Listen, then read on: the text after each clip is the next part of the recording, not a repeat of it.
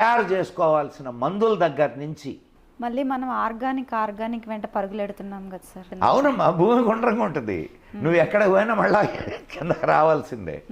1851లో మొట్టమొదటిసారిగా బ్రిటిష్ వాళ్ళు భారతదేశంలో జనాభా లెక్కలు తీశారు. జనాభా లెక్కలు తీస్తే రోగగ్రస్తుల సంఖ్య ఎంతో తెలుసా నీకు? 8% మన భారతదేశంలో.